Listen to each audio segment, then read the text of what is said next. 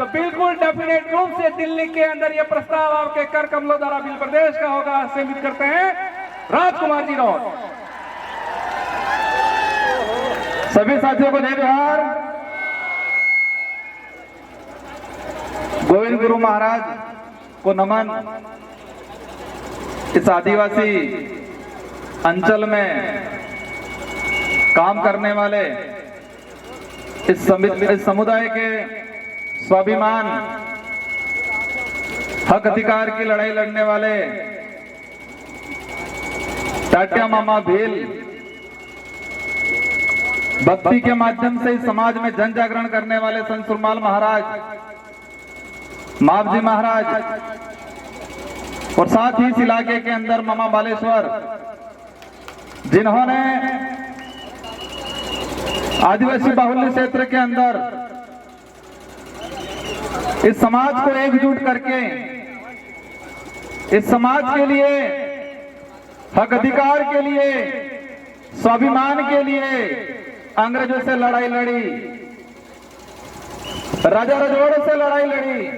इन समस्त महापुरुषों को, इन गुरुओं को नमन करते हुए मेरी बात को शुरू करना चाहूंगा। आज ये जो कारवा बड़ा है, रास्ते में लोग आ रहे हैं, ये किसी के बुलाए हुई भीड़ नहीं है।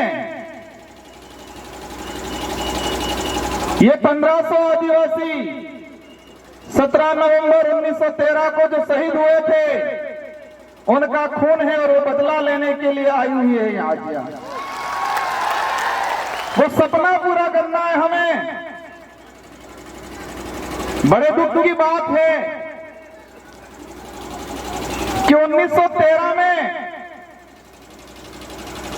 एक ही दिन में लाखों की जो संख्या एकत्रित हुई थी गोविंद गुरु महाराज के नेतृत्व में, इसी पहाड़ी पे, इसी पहाड़ों पे आसपास के।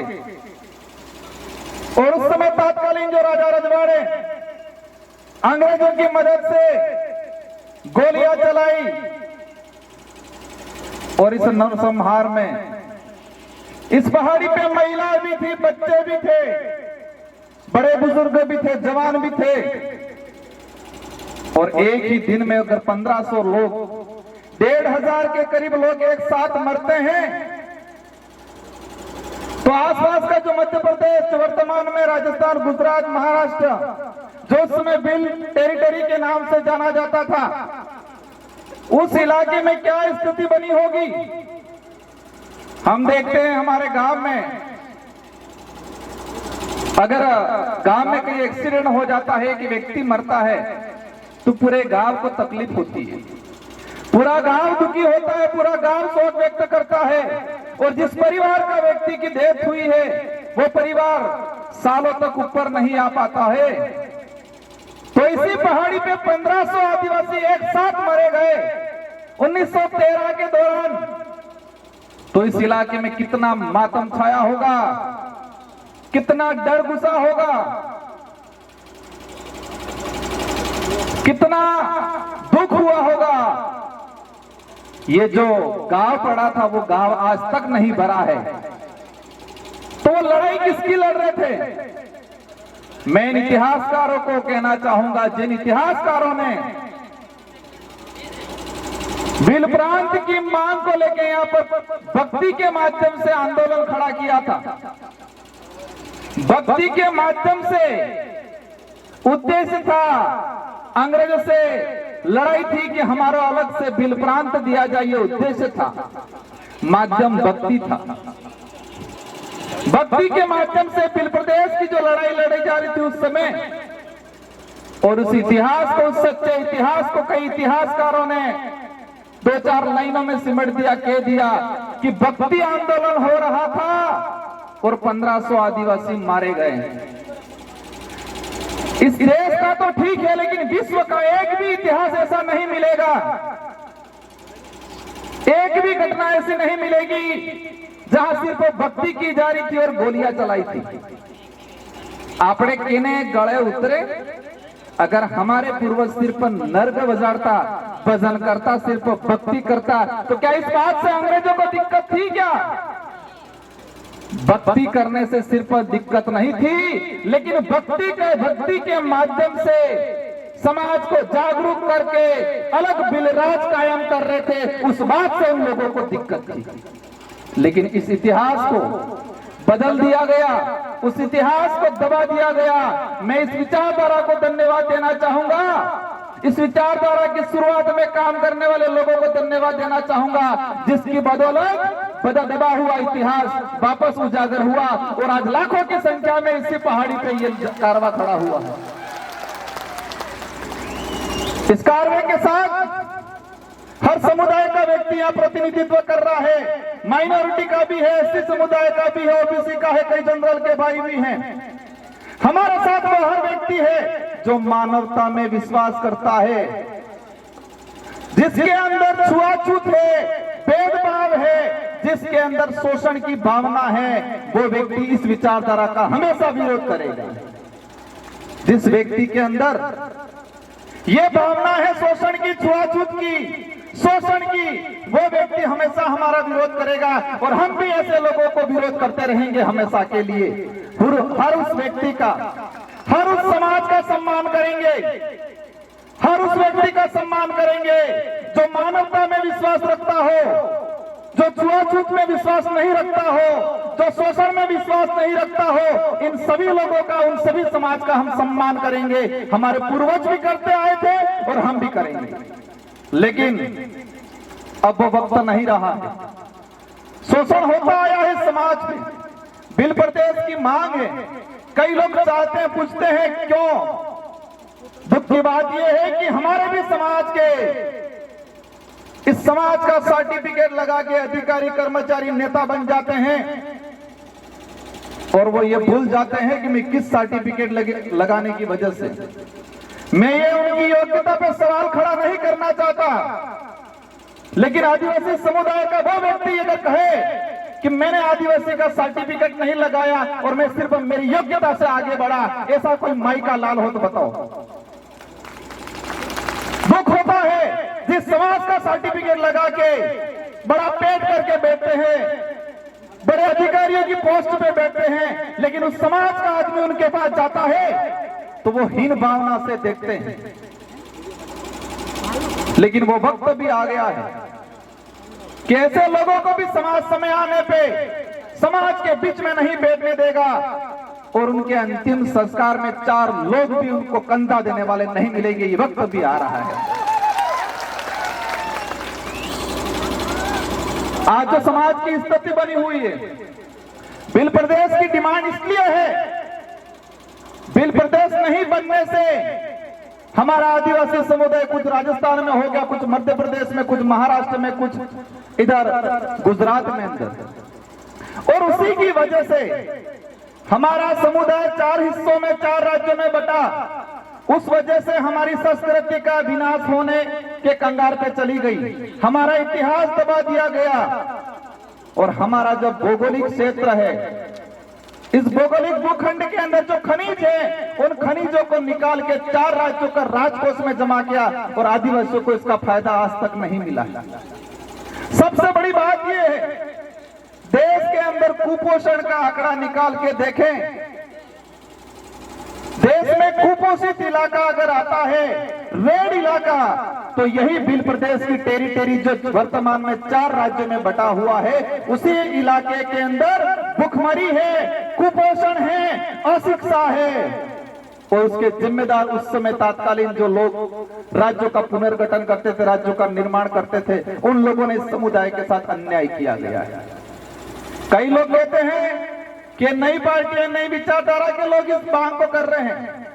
हम तो 1913 में जो गोविंद गुरु महाराज ने जो मांग रखी थी, जिनके लिए 1500 आदिवासी शहीद हुए थे, उसी मांग को हम आगे बढ़ा रहे हैं। हम कोई नया काम नहीं कर रहे हैं। और इस बात को लेके कांग्रेस के भी कई नेताओं ने ये बात रखी है और वर्तमान में टीएडी मंत्री, और देखा है मैंने राष्ट्रीय पार्टियों के अंदर टीएडी मंत्री वो बनाया जाता है जो किसी के इशारे पे चलता है, उनको पर्ची पकड़ा दी जाती है और उनसे पढ़वा दिया जाता है, ऊपर माड़ी उन्होंने खाली रे बिल्कुल। अणा ऊपर मार जाते कि नहीं बोली। नंदलाल जी मीणा टीएडी मंत्री थे, भाजपा से ही बिलोंग करते थे। उन्होंने खुद ने कहा था बिल प्रदेश बनना चाहिए, तो बाबूलाल जी आज कौन सी खेत की मूली हो जो आज कह रहे हो नहीं बनना चाहिए। कई नेताओं ने, कांतिलाल जी भूरिया मध्य प्रदेश से, उन्होंने आपकी बात रखी थी। गुजरात के कई नेताओं ने बात रखी है, और राहुल गांधी जी खुद यहां बोल के गए हैं कि आदिवासी इस देश का मूल मालिक है। तो क्या है बाबूलाल जी उनसे भी ऊपर चले गए, ऐसा लग रहा है मुझे। मैं कई बार कहता हूं, आज यहां पर जो आए हैं वो गरीब परिवार से आदमी आया है। इस आंदोलन में, इस कार्य में जो पहुंचा है गरीब परिवार से, जिसके पास पैसा नहीं है, दौलत नहीं है, बड़े बड़े बंगले नहीं है, गाड़ियां नहीं है, लेकिन वो यहां पर आया है क्योंकि उसका जमीन जिंदा है। इसका जमीन जिंदा है। उनके अंदर यह है कि मुझे आत्म स्वाभिमान की लड़ाई लड़नी है, मेरे पूर्वजों का अधूरा सपना पूरा करना है, ये दिमाग में है। हमारे भी समाज के बहुत सारे पैसे वाले ऐसे लोग जो पेट भरने की लड़ाई लड़ते हैं, सुख सुविधा अर्जित करने की लड़ाई लड़ते हैं, स्वाभिमान की लड़ाई नहीं लड़ते हैं। और ना नेशनल पार्टियों को भी हमसे यही दिक्कत है, हमें यही चाहते हैं, हमारे से यही चाहते हैं कि आप सिर्फ भौतिक सुविधा की बात करो, पेट भरने की बात करो, सरकारी गेहूं की बात करो, आप अधिकार और जल जंगल जमीन की बात मत करो, ये चाहते हैं बोलो। हम सिर्फ 2 रुपये गेहूं की बात करेंगे, हम रोटी कपड़े मकान की बात करेंगे। अगर यही बात करते हैं तो किसी पार्टी वालों को हमसे दिक्कत नहीं है, लेकिन हम जल जंगल जमीन की बात करते हैं उनको दिक्कत हो जाती है। हम धर्म की बात करते हैं उनको दिक्कत हो जाती है, और धर्म की बात करते ही पूरे आग बबूला हो जाते, पूरा फपड़ जाते हैं ये लोग। फपड़ते नहीं फपड़ते, मदन दिलावर जी फपड़ गए थे, लेकिन आज पता था मानगढ़ की धरती पे आदिवासी समुदाय एकजुट हो रहा है, और उनकी पार्टी का ऊपर से प्रेशर था, और 2 महीनों बाद उनको कहना पड़ा कि मैं खुद आदिवासी हूं, मेरे पापा दादा सीतामाता अभ्यारण्य में रहते थे, ये बोल के चले गए। प्रतापगढ़ वाले साथियों, खोजना पड़ेगा उनके बाप दादा सीतामाता अभ्यारण्य में कहां रहते थे, क्या वो भी झूठ बोला है कि नहीं बोला, इस पे भी अब जांच कराएंगे हम लोग। इनको छोड़ने वाला नहीं है। उस कौम को छेड़ा तुमने, जिस कौम ने अंग्रेजों से लोहा लिया, मुगलों से लोहा लिया, राजा रजवाड़े से लोहा लिया, ये बात अलग है। हमारा समुदाय भोला है, सीधा है, हम दयालु हैं। उसी बात का कई लोगों ने हमारे साथ फायदा उठाया है, लेकिन अब वक्त नहीं रहा, हम चतुर हो गए हैं, सावधान हो गए हैं। अब ये लड़ाई लड़ने वाली हम सिर्फ नेता एमएलए एमपी बनाने तक सीमित रहने वाले नहीं है। जिस तरह गोविंद गुरु महाराज का भक्ति के माध्यम से बिलराज कायम करने का उद्देश्य था, इसी तरह हम भी हमारा एमएलए एमपी बनाने के माध्यम से बिलराज कायम करने का हमारा जो लक्ष्य है वो पूरा करने वाले हैं। मैं इस कमांडाल में विराजमान सारे साथियों से अनुरोध करना चाहूंगा, हम यहां पर आ गए, तालियां बजा दी, हमने 1-2 सेल्फियां ले ली, इंस्टाग्राम पे चढ़ा दिया, वहां तक सीमित नहीं रहना है। सबसे पहले हम सबको मजबूत होना है, और मजबूत दिमाग से होना है। क्योंकि कई बार हम कहते हैं आंख से अंधा है, कानों से बहरा है, इसको हम समझा सकते हैं, लेकिन दिमाग से अंधा है, उसका इलाज नहीं हो सकता है। आंख से अंधा है, कानों से अंधा बहरा है, पैर से विकलांग है, हाथ से विकलांग है, उसको हम रास्ता दिखा सकते हैं, वो बात मान लेगा। लेकिन जो दिमाग से विकलांग